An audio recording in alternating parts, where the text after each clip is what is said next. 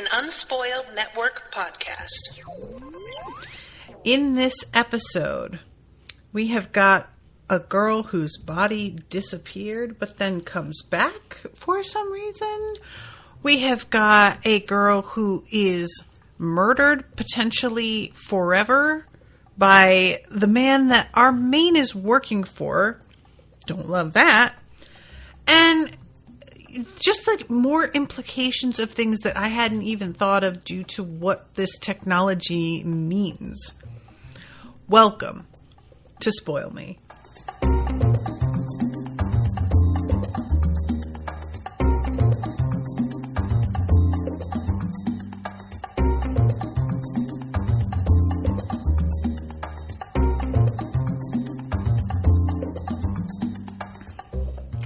Welcome to the show, everyone. I am Natasha. Thank you very much to Renate for commissioning this episode. Renate is here in the chat. Delighted to have you. And Renate is saying, I hope it's not hurting about my facial twitch. It doesn't hurt. It's just distracting. So, yeah, don't worry about that. You guys, this episode, it's so interesting. I just want to say something like off the top. I was just kind of struck after this episode, especially with how much nudity there is on this show. And there are plenty of shows that, you know, do a ton of nudity, especially when you're dealing in something like fabricating bodies for Westworld, you know, things like that. But I really kind of had to stop and consider that in this universe, human bodies have become commodities in a way that we don't see them as at present. So it actually makes a lot of sense that nudity is just a lot more of a casual like occurrence that is something you run into a lot because bodies are, it feels like very demystified in this universe. You know, in our present, many different cultures have a lot of hang-ups about nudity still. And many of us are very conscious of privacy and all of that. But I could really see how the way that they're called sleeves and sort of there is almost a sense of them not really being people anymore. Like if your personality and your consciousness can be taken out of it, then it is going to be seen as much more of like a skin suit and not who you are as a person. So in our present, somebody dies and we see that body as still being that person. But in this universe, the person and the body are a very, very separate question. And I just think it's kind of fascinating that the nudity in this show, despite the fact that we are literally in male gazy areas when we are going to that like porn castle. I don't even know what I want to call it. But even so, there's something about it that feels very matter of fact, you know? And it's just got an energy to it that isn't as sleazy in a lot of ways as I expect it to be. So, yeah, I don't know. I found this really, really compelling. And I'm like, just sort of crossing my fingers that we're going to get some more male nudity again soon. Just pretty, like we get a little tiny bit at the end, but you know, I'd be down for more of that. That's all I'm saying. Renata says, yes, Queen. Excellent note. I love that it's treated so casually so much of the time. It's not valued or hidden in the same way. It's more like clothing, skin suit. Candace is laughing at me saying porn castle. Yeah, I don't like it. That was so not a castle. That was like a porn, like, cubbyhole in the woods. You know how people used to hide their porn magazines in the woods. Do you folks know about that? I feel like that's a thing. All right, so let's start off this episode. We have this, and you guys, I really also want to address, I don't think in the first episode that it is quite as apparent that we're going to be having a voiceover from this character. It may have happened here and there, but it never really felt like that was like the thing.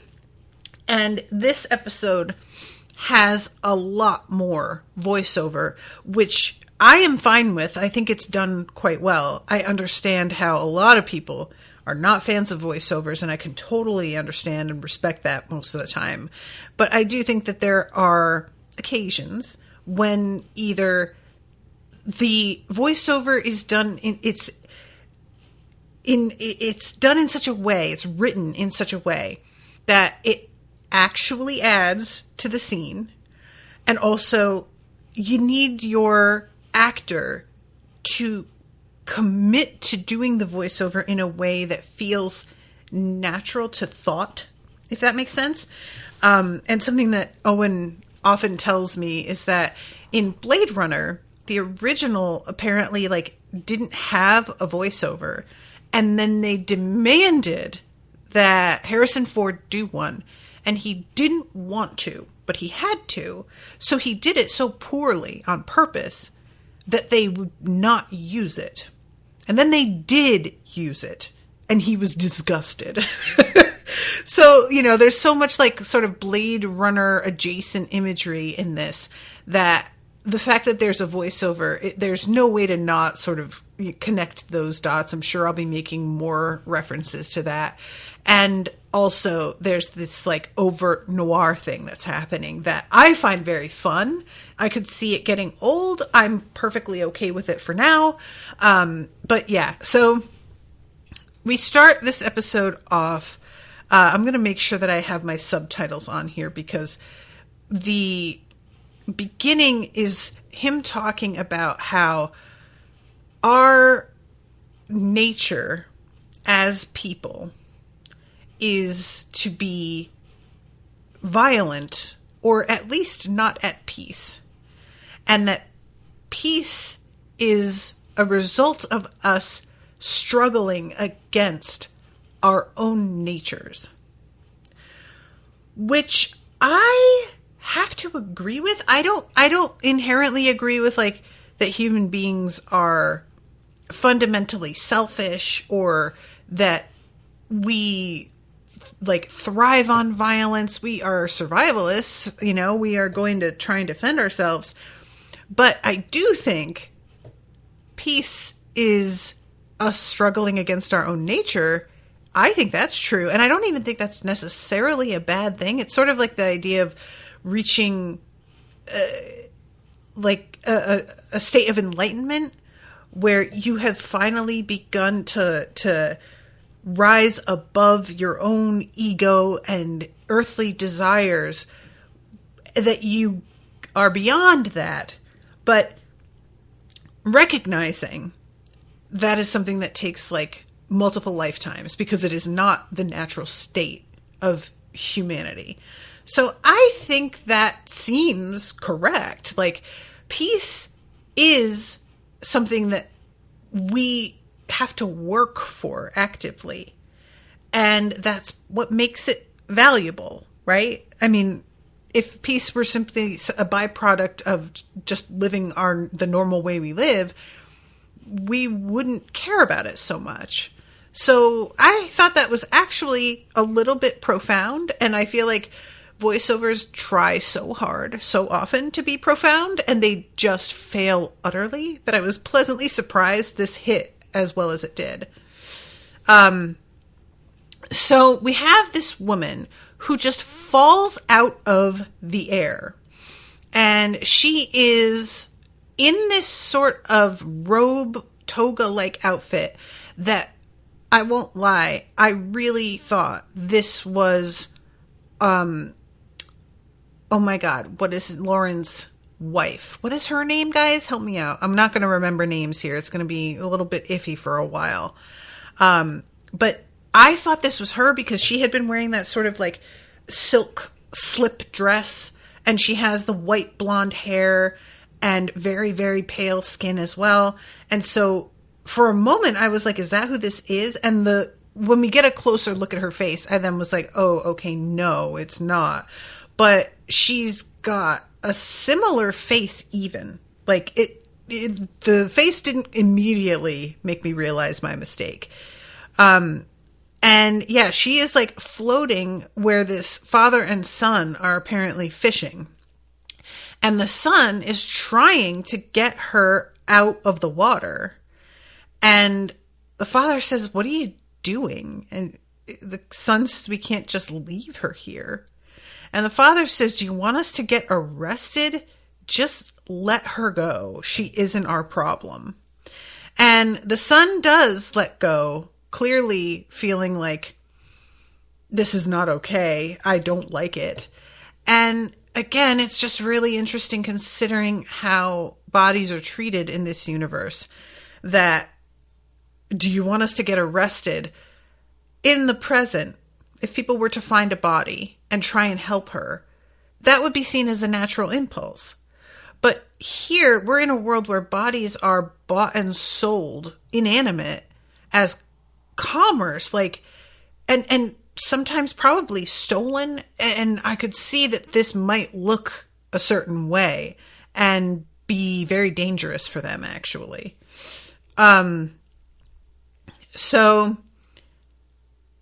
the woman, we like kind of get the hint later on that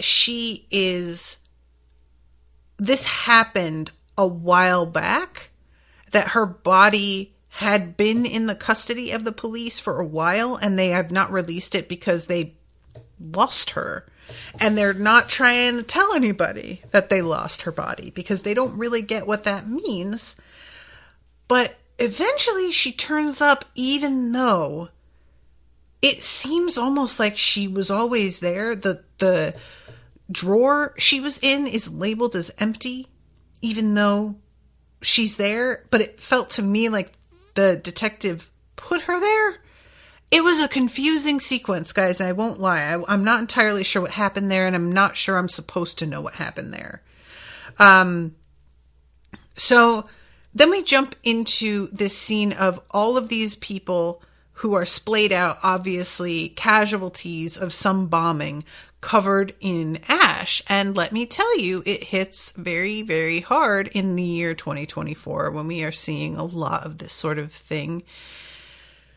You guys, free Palestine, hashtag watermelon, all of that. It's just very, very overwhelming when I stop to think about it. And this sort of imagery is not unrealistic at all. And we have like the Praetorians coming in, all of these people that are completely inert, and then one man who is yelling, "Long live Quell-Christ Falconer and the revolution." And then we jump over to where Kovac is waking up with the ash raining down over him. And that's part of a nightmare. He eventually actually wakes up. And I always have found that kind of dream to be really rude. I had a dream once that my dog Pippin got hit by a car. And then I woke up and I said to my husband, "Oh my God, babe, I just had the worst dream that Pippin got hit by a car." And he said, "Babe, that wasn't a dream. He really was hit by a car." And then I woke up for real. I had a fake wake up and a fake out. And I just think that's not fair. I don't think our bodies should get to do that to us. So anyway, I resented it. Also, there was a moment where I had like the impression that maybe the ash was part, because like it's been mentioned by the AI who is called Poe. Evidently, he's supposed to look like Edgar Allan Poe, which I didn't pick up on, and I feel like a real ding dong. The Raven, duh, Natasha. But he has mentioned like this is a macabre experience, you know? And I was sort of like, is that what they're doing here? Is this part of the macabre stay? Because otherwise I don't really see much of the macabre in this hotel, really. But no, it's just a dream. And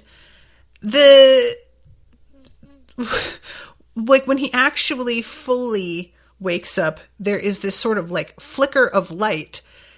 And he looks over, and there's Poe with a woman that he thinks is a hooker. Now, sir, I am just going to need you to really look at this woman. My God. And she is Cam from Bones, who I always found kind of delightful And I'm very interested in seeing how, like, she seems like she's going to be kind of in the mix a good amount, at least for now. So he gets up with no compunction again of being naked, I think in part because he thinks that she is a hooker. But then she's like, I'm really kind of worried at how lacking in perceptiveness you are, considering how much he is paying you. That's not a really, like, I'm feeling a bit disappointed about this. But yeah, she's a lawyer who has been brought in for this whole issue of the hotel defending him and the fight that he got in. And I love when he asks Poe, like, where are my clothes? And Poe says, if you mean these blood-stained rags, then here you are. But I took the liberty of procuring habiliments more appropriate for your position as a confidant of a meth. Habiliments? I've never heard this word in my life. Is this something? So, oh my God, right. I'm sorry, I just looked over in the chat and Renata says, to be fair, Poe had been talking about a lady of the night with a briefcase of surprises, and Prescott does have a briefcase. Fair point. Sorry, Candace is talking about, I'm going to wait and read your comment, Candace, once I get to that scene. So this, this dude, the whole energy between him and her, she is not impressed with him. It seems like she doesn't really approve of him having been hired in general. Like, she's going to do her job and she obviously works for her money, but I don't feel like she thinks this was a smart way to handle things and that it may cause more trouble than it's going to resolve. And honestly, I don't feel like that's incorrect. So then we jump over to Ortega, right, guys?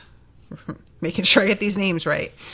And Ortega is waking up and there is a AI, like, apparently it's a tracker because the sound that it makes later on is recognized by her colleague, I guess partner. She wakes up and she uses something on one of her eyes first thing. And we saw earlier Kovac use something on his eye to get stoned. And I don't know if this is meant to imply that she is a drug user, if this is just her, like, installing the little screen that you see on when she wakes up, like checking your iPhone, if this is just a thing that you do, like a drink of coffee. You know, I'm not really sure how significant that is, or if this is a routine thing. It felt routine, but drugs can be routine for some people. And then we jump over to the gym where she is with her partner and she is beating the ever-loving shit out of him. And it's really clear that she has got a rage problem. And I don't know what's going on with her, but later on there's a moment where she tells Kovac, you're going to try and do something fucked up and I'm going to stop you. And Kovac responds, I'm not sure you can even stop yourself, can you? And he really sees that this is simmering very, very right below the surface. Like, it's almost not under the surface. And there's got to be more going on than just, like, frustration over a case that went wrong or foiled ambitions. Or later on we see her with her mother, and her mother is like, she's critical but also clearly, like, wishing that her daughter had different values and priorities. So it's more than just about how she's living her life. It's like the way that you want to be living your life, I find fucked up. Because it's one thing if you feel like they're not doing what they, like, ideally would like to be doing because they have bad habits or they can't find the discipline. And so I'm going to talk to them about ways to achieve something they want. Her daughter clearly doesn't want the things that her mother wants for her. And that's, like, a very uncomfortable place to be when you're talking to a person who seems to, like, not understand you in fundamental ways. So, yeah, this scene, she, like, again, as I said, beats the shit out of her partner. He makes some comment about maybe having having toast with somebody that she wakes up with in what feels to her a very, why don't you have a boyfriend kind of way, probably. Maybe girlfriend, who knows. And she knocks him on his ass for that. And this is when he hears the tracker and he says, you know that we don't have a warrant for this. So if I were to hear that, I would have to report it, which is why I didn't see it. And, you know, he decides that he's going to keep it to himself. But I feel like, considering everything, I don't know that that's the right decision. I understand wanting to give her room, trusting in her abilities, all of that. But there is just an energy here that feels like she isn't using her best judgment. And I don't know, man. I just don't know. So then we go to Kovac and what's the lawyer's name, guys? And they are having this meeting. He's trying to smoke, despite the fact that he is not allowed to smoke, and it just keeps being this thing that comes up. I think that he says something, let's see, where is it? You can't smoke in here. And he says, personally, I hate these things, but you sleeved me in a hardcore nicotine addict, which is really fascinating to me. Anytime that there is a question of like a body having a need for a drug versus a person having a personal desire for a drug, I always get it like a little squicked out, because it's very upsetting to me that our bodies can be enslaved in that way. And I just think it's disturbing, you know? So yeah, again, she says you can't smoke. And as she grabs the cigarette and throws it away, he's lighting one behind her back. And then this dude comes up and tells him once again, there's no smoking. Sir, what are you going to do? I'm really surprised that they haven't got anything like a vape, because I feel like the advanced technology here, we should have something that's a little bit less old-fashioned. But yeah, they are here to tour this facility where you can purchase a new sleeve. Now, I'm going to read some of the dialogue here. Let's see. I'm trying to remember how they pronounced this, because it's like Physatech. I'm trying to get this to the spot. Psychosec. At Psychosec, we provide the top of the market in augmented and designer enhanced sleeves. Now, what that sounds like to me is not that they are able to fabricate bodies from nothing. It sounds like they take bodies and alter them. And I am extremely curious where the bodies are being sourced from. Do people voluntarily give up their bodies for money? Like, if you get a really good body, if you are born like hot as fuck, but broke, do you just sell your sleeve and like cash in on that? Like, well, why not, I guess, you know? But it's obviously extremely expensive. And there is this like one naked girl who is saying, best sleeve money can buy, put your wife in me. I love that he says, how tasteful. And one of these are all holograms, by the way, but one of them says that you deserve for your exterior to match what is on the interior. You deserve this sleeve. And just that language of like, you deserve this, like you are entitled to look this, like whatever way you want, is really, really scary and dangerous language. I don't like it. Our people like he talks about their clients being the most wealthy people that don't do anything as pedestrian as dying. And I'm just super curious about the like mechanics of a lot of this stuff. This is the Bancroft family vault. We keep 24/7 tech personnel in the vault. Gus was here the night Mr. Bancroft needle cast back from Osaka. And there are these sort of like cubbies in the wall that have a window into them. And he can see the reclining form of the wife, like an inert body, that is being stimulated with electricity to keep the muscles from atrophying, evidently, intermittently.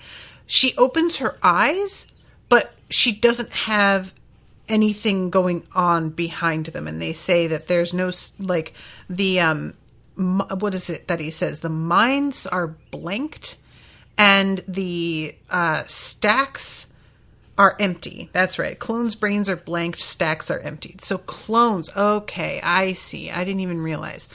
So yeah, you could just, like, if you're super hot, just get yourself cloned and make a bunch of money off of your, like, that's pretty dope.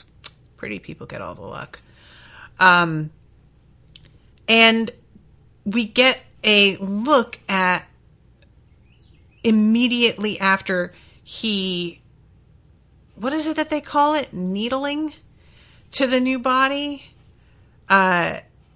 Immediately after Mr. Bancroft was killed and his consciousness popped into a new body.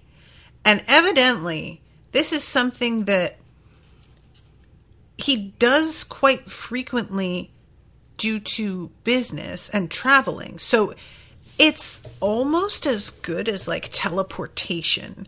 It's not quite as convenient because it seems you can't take things with you and you can't take your clothing with you, or, you know, I'm sure that sort of thing can be handled, but very, very wild concept to me.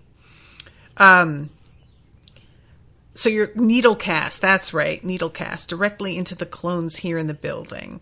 Our lower levels house a fully secure satellite to download DHF facility. And he points out that somebody tried to hack Bancroft, and there are these people called dippers that steal snippets of meth memory. And evidently these memories get like sold for tons of money. If there's like, she describes a king's childhood or a socialite losing her virginity. So it's essentially the same thing as like releasing a sex tape of somebody. Wild. That is, can you imagine your memories just like being available out there for somebody to grab? Like, oh, no thank you. There's too much of this that is freaking me out. So yeah, we see Mr. Bancroft waking up and his wife greeting him. And it's just that. She kisses him on the head, strokes his face, and that's the only moment that they have. So it's really not super helpful. Oh, here he is, stark-ass naked. I forgot that he's out here with his dong out. That man is well endowed. I will give him that. But yeah, he has apparently like just come back from a business trip, and she is always there to greet him, according to her. So I was surprised here that Mr. Bancroft is really resistant to being questioned. And I shouldn't be surprised, because the thing about being wealthy and privileged is that you are not used to anybody not treating you like you are the exception. So, like, I kind of should have seen this coming. But I really thought, you hired this man to solve your murder. Do you not think that he is going to want to know all about you? That's detective work, sir. That's how you figure out what somebody could have against you and why they would want to kill you. They have to know about what you're involved with, your movements for the day, the people that you dealt with, the deals you were doing, the details of all of that stuff, because that's the kind of stuff that matters to the investigation.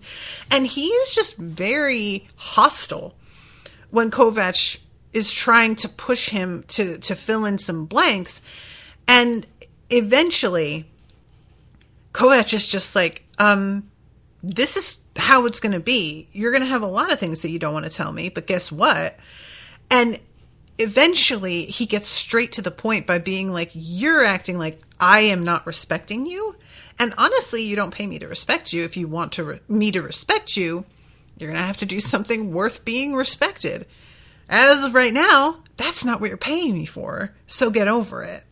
And I really appreciated that eventually it's just less about answering questions and more about, like, you want me to defer to you in a way that isn't actually helping anything. And you're going to need to, like, get past that because you're not a child. And I am not going to bend to your whims like a parent trying to, calm you down.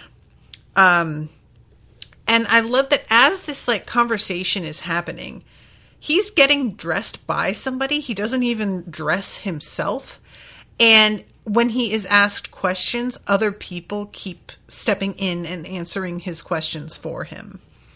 But when, like, he had just closed some huge deal, which he has no memory of, I'm wondering if the murder had something to do with this deal. And Kovac says, like, did your associates notice anything? And evidently they remarked on his focus and skill. They did not notice anything amiss. And I'm wondering if the focus and skill was, like, out of character in itself. That is not mentioned, and I'm not sure anybody would want to say that in front of him. Like, they didn't notice anything amiss, although they did say that he was unusually on top of his game, and that kind of is unusual because he is a fuck up and kind of comes in with a certain attitude that he didn't have. That, like, nobody's going to say that in front of him. But yeah, he's saying, I have no idea how I managed to pull that together quite so quickly. And then after he is needle cast back, his wife says, I went home and Lawrence had more energy than I did. Securities at Suntouch House recorded Mr. Bancroft arriving home in the morning. I'll get you the footage, the lawyer says. So yeah, this whole thing, it's so interesting to me because, like, he's being attended as if by a valet, in some sort of period piece, but it's in this very cold blue room. It's so funny to me how, like, whenever we do something that's sort of futuristic, we just go white and blue, we just do. I don't know really what that's about, but he keeps saying it's a complete blank. I'm struggling to see the point of this interrogation. The one person who is certainly not a suspect in all of this is me. And again, I'm just like, questioning you doesn't have anything to do with you being a suspect. How do you expect him to create a list of potential suspects without you answering anything about what you were doing or mixed up in? Come on. Are you like, let's get real here, kid. So, all right. We have the, like, moment where Kovac runs into Ortega because she's tracking him. I don't know if they are aware that she's tracking him. I feel like maybe the lawyer senses that's going on, that this is actually, like, illegal. And all she's done really is, like, she's just sort of confronting him over nothing. And I've got to be honest, guys, Ortega isn't winning me over here. I want to admire her tenacity, but instead it just feels like she keeps inserting herself into a situation that feels very, like, it's not helping in any way to be turning up all over the place when you shouldn't know he's there, or if you do know, you have to come up with some reason that you yourself are there, unless you want it to be, like, clocked that you're tracking him illegally. And then what did you do? She shows up and she just sort of, like, tells them to make sure not to get himself killed. Like, very helpful. Why are you doing this? What are you hoping to accomplish? I just got really frustrated with her in this episode. So then we jump to the scene with Poe, who is meeting up with a bunch of other AIs. And it's fun the way that this is illustrated, because it's sort of him opening a door and there just being a group of people in the middle distance darkness. And I feel like that's the best way that you can really express AI going somewhere internally, And there are a bunch of other characters seated around a table playing poker. And evidently, they are really weirded out by the fact that Poe is still out here trying to be among humans. And he hasn't come down here in almost 50 years. And the black man who has such a voice, by the way, goddamn, he says something about using humans to record sound. I can't remember exactly. He just says like humans make more interesting noises or better noises. But that guy is very much, humans are the inferior race. They made us, sure, to be slaves. I don't thank them for that. I don't think they're cool for that. And also, we are capable of so much more than them. Why would I ever see them as superior to me? So, yeah, they're a lesser form of life, is what he says. And he has this, like, very... The energy about him is very predatory to me. There's something about the way he looks at him and, like, is leaned back in his chair. Oh, my God. My Place Prick Up VR experience. Sometimes I use live ones for the recordings. That's what it is. Humans, they make better noises. So, yeah, it's just, you know, a moment to illustrate that Poe is an outlier in the way that he gives a shit, wanting to help. And I had not, you know, with the first episode, ever anticipated that Poe was going to be a character that was consistently in the mix. I thought he was going to be somebody who turned up as a fun little bit and he saved the day and then we don't see him again. He's just an example of what AI can do. But it seems like he has a lot more like in store for him. And I am really curious what that's going to look like.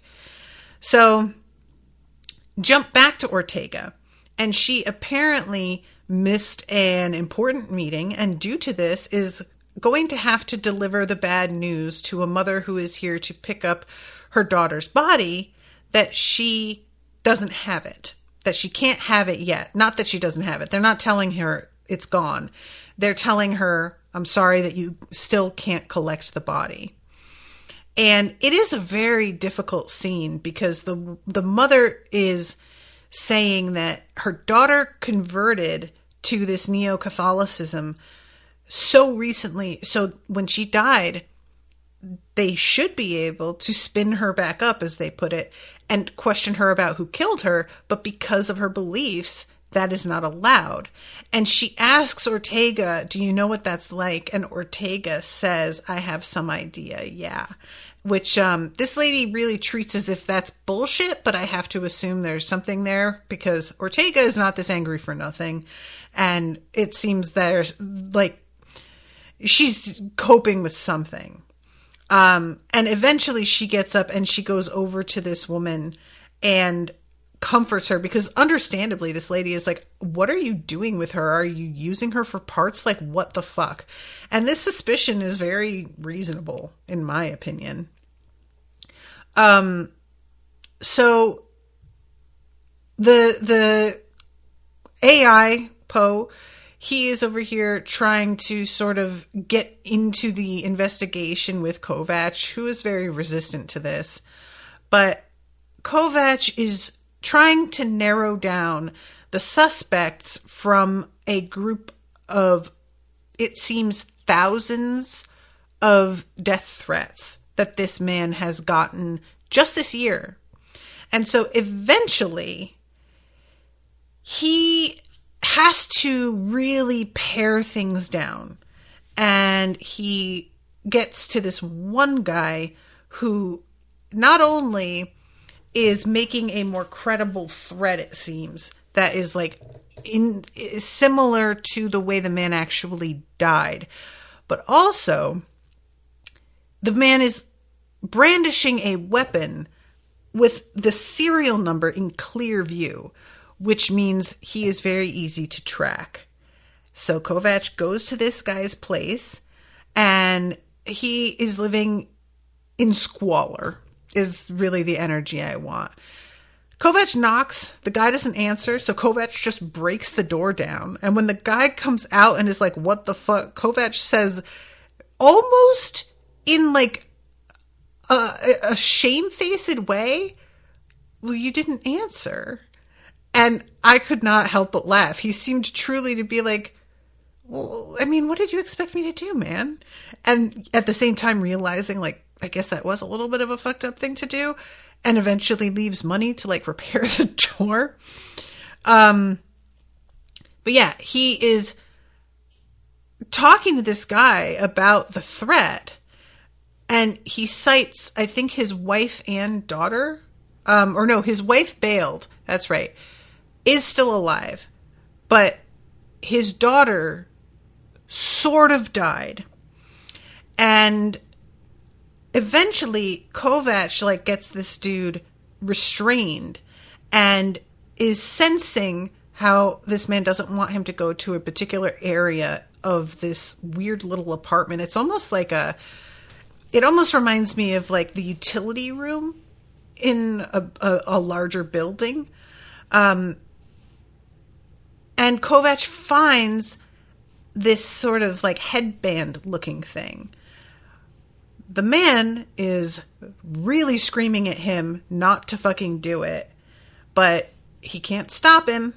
So Kovac goes in there, and it's this weird sort of like memory. And it was very interesting the way that this is animated. I thought, I'm not even sure if this counts as animation exactly, but it's like a street that looks like a real place, but the perspective is all off, and the way that he is able to move around in it, things sort of judder and shake and go in and out of focus. The colors change. It's just a really interesting effect. And eventually he comes across this girl who is on the ground beside a place that has that jack off sign. And the girl is on her side in this like white gown, and is sort of in the fetal position, curled up on herself and crying. And he goes up and says, "You must be Lizzie. My name is Tak. What happened?" And it's almost like she doesn't see him right away. And then when she does and looks at him, there's like a flicker of a few images here. I'm trying to like pause intermittently so I can get a better look at the images that we get. Okay, so they're so fast. God, I'm just trying to pause, and it's like not even letting me get to the spot that I want here, because they're a millisecond, and it's just a guy like kind of turning a corner. I'm sorry guys. Oh, here we go. There's like a dude who I think is the one he winds up fighting later with the thing on his back. A sort of bouncer, and he has her like picked her up, and he's bringing her out into this alley and just dropping her there. And she starts screaming, and everything begins to shake. And in the present, Kovac yanks this off and looks really disturbed. And he goes out to talk to this father and is just like, what the fuck is the matter with you? She's in a trauma loop. She's suffering. Why do you have her in VR?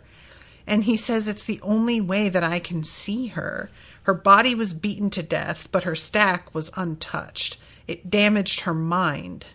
She hasn't said a word since that night.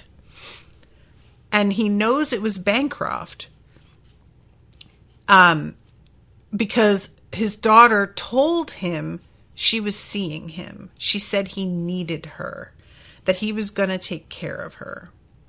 And eventually we get like a little bit more info about this. And it's like, you know, she was working apparently at this brothel, I guess you'd call it. But saying that you were seeing him, that feels different. I'm not sure that's all it was. It feels like it has to be something like separate from that. Also in this scene, I thought was interesting is that you have Kovac being able to see a moment before he does it, this man casting off the table and standing up. And I wonder if it's supposed to be that envoys can see the future, or if they are just able to determine the most likely course of action a person is going to take based on like their personality or their body language or what. Ooh, God, there are so many comments. And guys, I am still so very behind on talking. And I'm so sorry that I'm having to ignore a lot of your comments, but I am only 30 minutes into this episode, and I have got 15 minutes left to talk about the remaining half hour. So I have got to pick my pace up a little bit here. So eventually he tries to get him to talk. This dude just says, fuck you. And Kovac gets up, pays for the cereal that he just ate, and pays for the door and leaves. And this dude seems genuinely mystified about why the fuck he's here. Why did you even ask? What is this?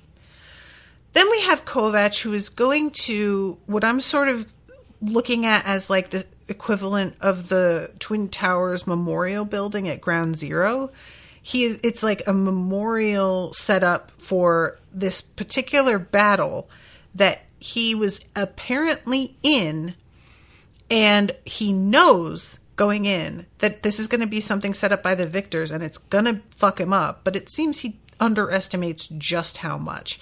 The woman he was in love with, Quell, is part of this, and so he's sort of feeling like, oh, I'll get to see her again, but it's like all so perverted that it makes everything worse. And he runs into a kid who is talking to him in such a way that I was sort of like, is this kid a fucking like 25-year-old? Like, what is this? And eventually the kid is like, so-and-so stole my best friend. My mom says you can't hold grudges. What do you think? And he says, I think your mom is full of shit. And also friends are overrated because somebody will always kill them. So there's no fucking point. And I was just like, sir, I am going to need you to get a hold of yourself just for a second. And, you know, I don't know though. Maybe that kid was like 25. So back to Ortega. Her and her mother fussing over the fact that she isn't eating enough, that the place is a mess. You could always have like so-and-so help.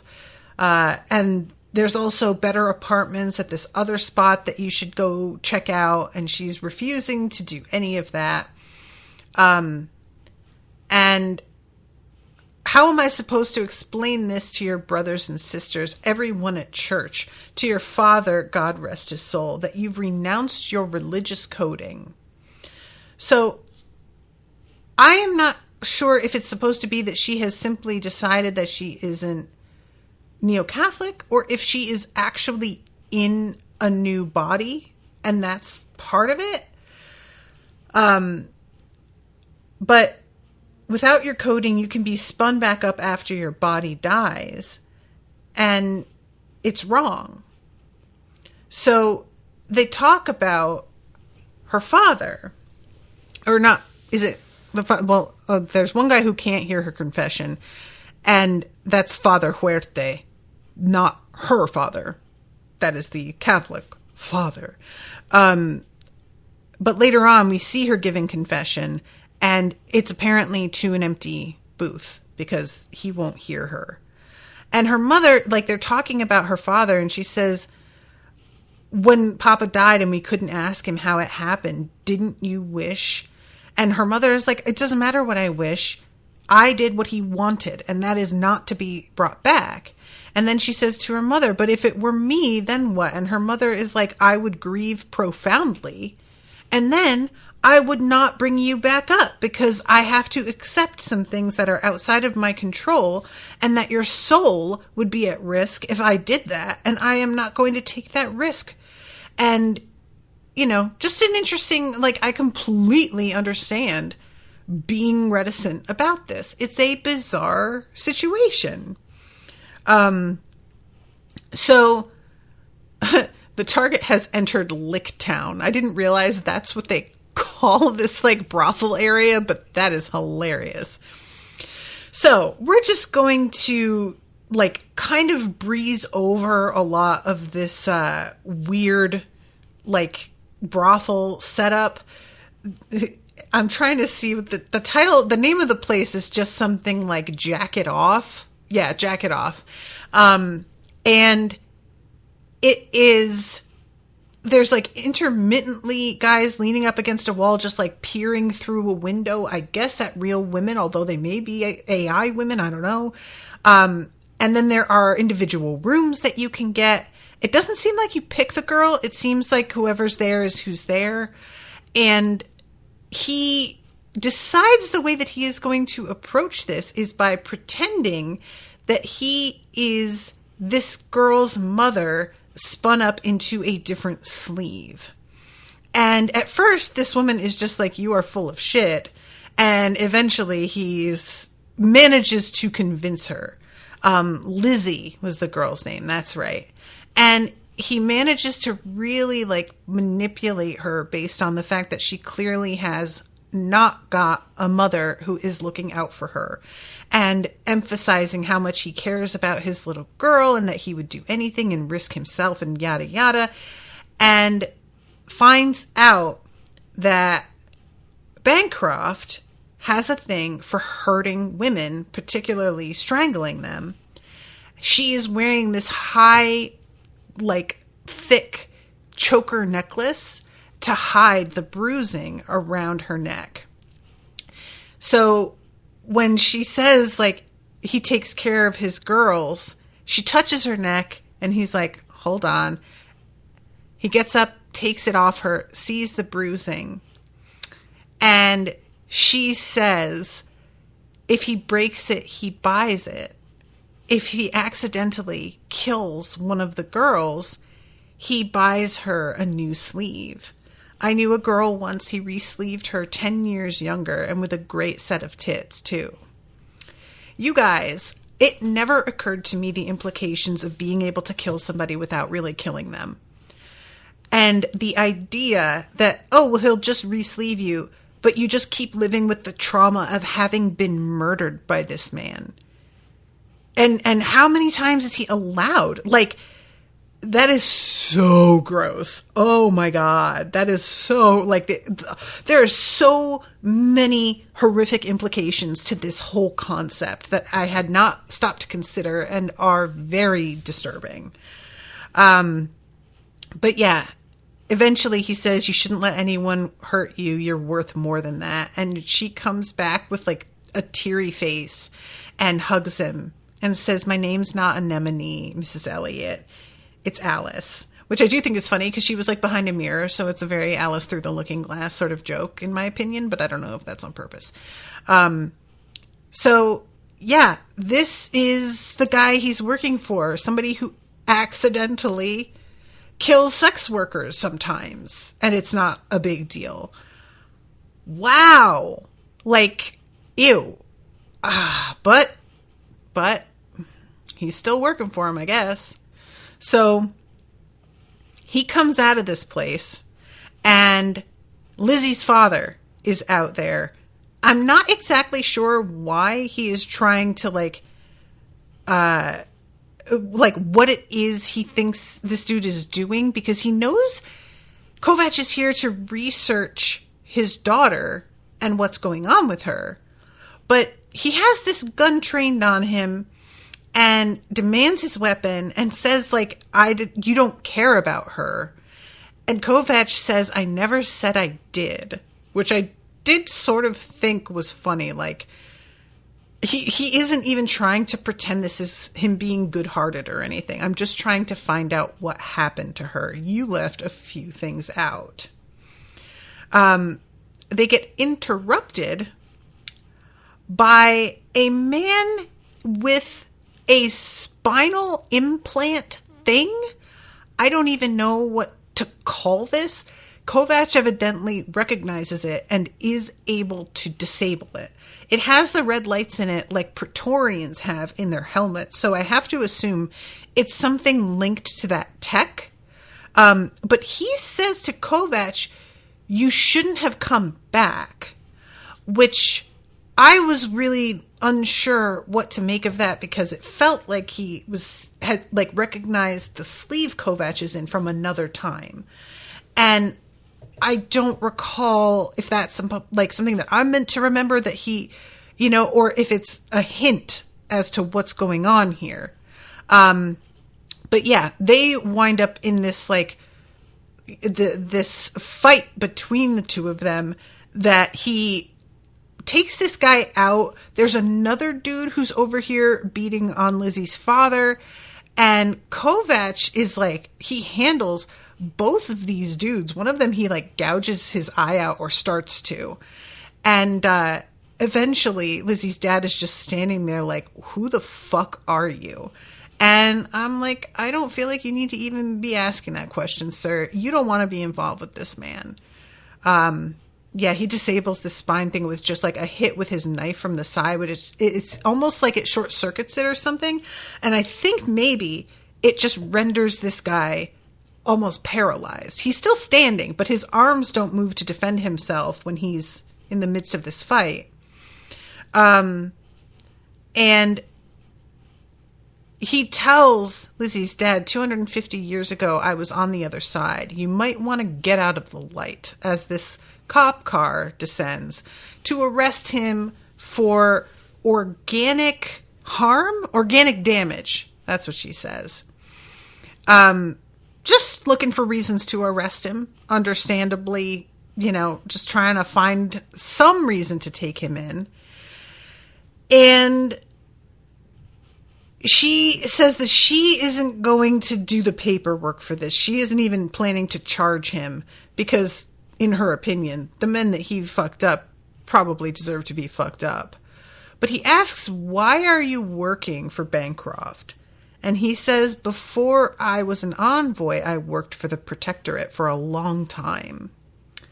It's not the kind of work that gets logged in any system anywhere, and I was good at it.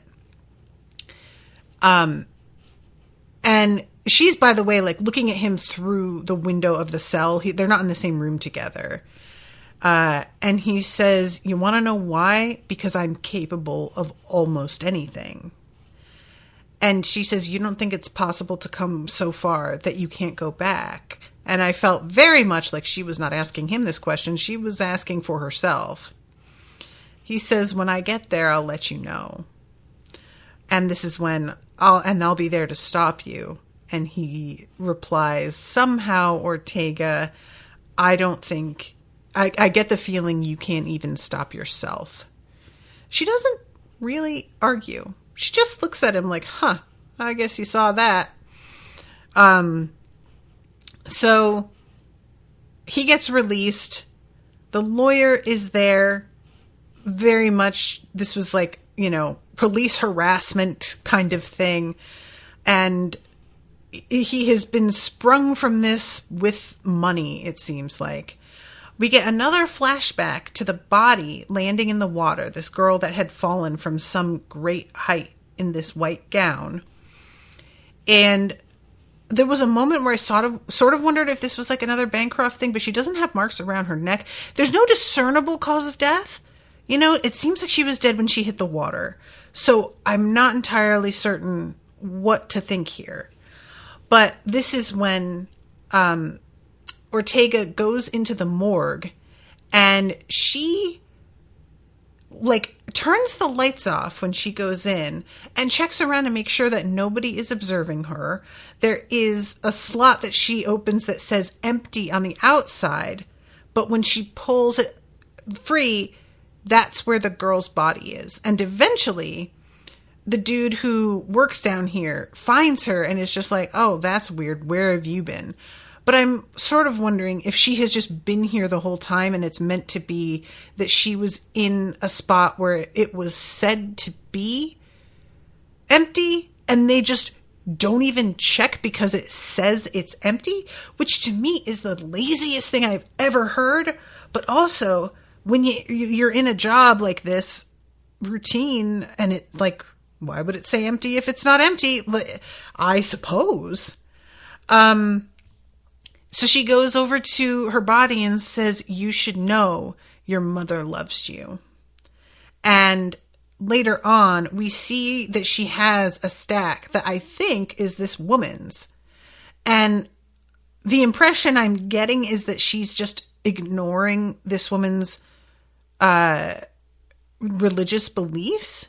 But the way that her mother talks about the coding, it seems like you can't spin a stack up. Like, you physically can't make the program do it if that coding is on there. And I'm wondering if she has found a way to hack that, or if it's actually like kind of easy to do. It's just the formality of the thing. I don't know.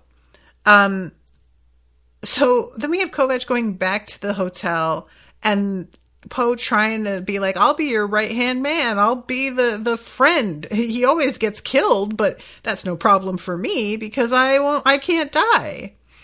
And then, by the way, there's somebody in your room, and Kovac is like, are you fucking serious? Why do you keep letting people into my room? And he's like, yeah, I didn't really have a choice on this one.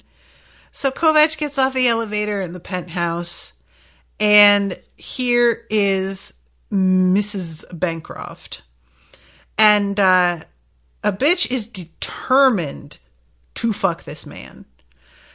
I sympathize, but also apparently she has got some pheromone thing going on built into her body that makes it so that she causes like arousal in other people, which feels like basically she's drugging him, which feels very rapey, and I'm not loving it.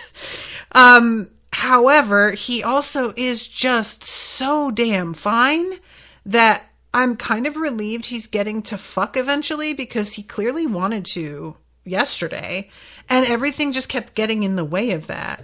This isn't exactly how he would choose for it to go, but there was a sort of vibe of just like, well, why not? I feel like eventually there will be a point where he realizes why not, that this wasn't a great plan. But I also can see him being like, well, what harm could it possibly do? How can I get out of this when they own me? Like, in the most literal sense. And eventually she's just like, yeah, we're gonna do this. And she begins to unbutton his shirt, and he says, that's enough. And she says, enough? That's an interesting word. I'm not familiar with it, which I thought was actually quite funny. And this is when she brings it up, empathin, merge 9 on the street. That is, if you can even get it. It's a biochemical pheromone, puts bodies in touch with one another. And then she begins to just run her hands over him, and you see him sort of get glazed looking in the eyes. I will tell you what, though, guys, this man, good God, he is so fine. It's very distracting, especially in these like coats they've got him in with the like collar that's sort of lifted because he's got this neck. Ugh.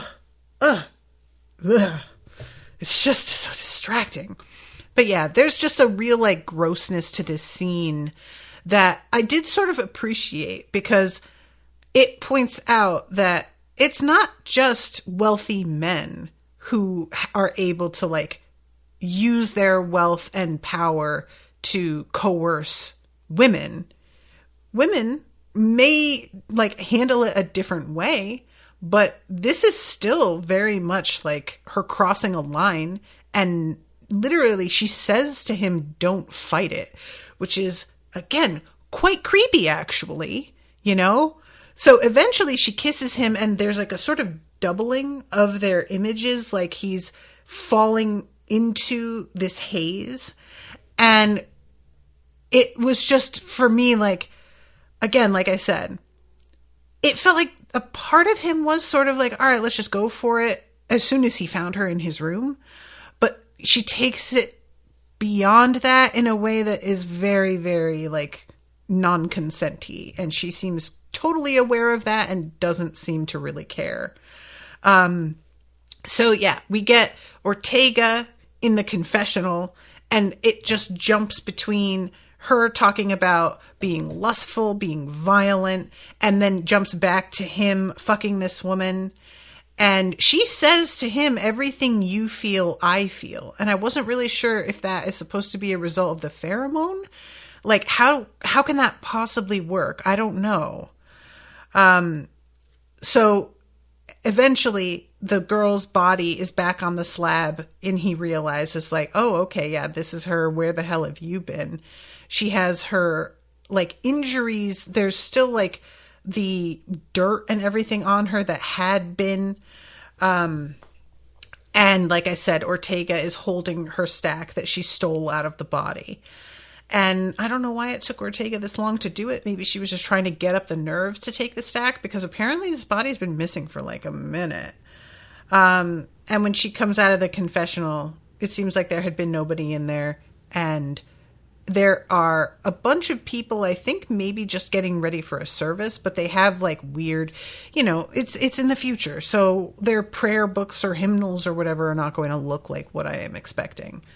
And then we have the last shot of a bug on one of the lamps in Kovac's room that is focused on Kovac and Mrs. Bancroft. Sorry, I think you said her name was Miriam. And there is a man observing the two of them through this bug. And I wasn't certain if this was supposed to be the like police chief. He's the only other Asian man I feel like we have seen so far. And so I immediately was like, is this that guy? But I feel like that dude didn't have a mustache, if I remember. So we may just not know who this person is yet. But, maybe we do. I'm sorry, God, there's so many. Okay. A lot of the comments are supporting things that I had said. Let's see. Candace says, I took this was her wanting to be spun back up if she's killed as a cop. I'm not sure if it's a preventative code or just a, hey, don't do this. This is illegal. And then Candace says, no, not to knock a different guy. Okay, cool. Oh, man, you guys. This dude is so fine, though. I swear. I'm going to have a hard time with this. But what else is he in? I need to check out his IMDb. Probably nothing else he's in is going to have him naked as often, though, so that'll be disappointing. Anyway. But this was a really interesting episode. Again, like I said, this technology, they're really like looking into the full spectrum of things that could be done with it, which is compelling. I am sort of hoping that we'll get some like, here are some good things that could happen. Mostly it's been terrible, but that doesn't seem to be their focus, understandably. So, all right, I'm going to have to wrap this up overtime as usual. But thank you again so much to Renate for commissioning this. Thank you to everybody for listening. I hope you're enjoying the coverage. And until then, toodaloo, motherfuckers.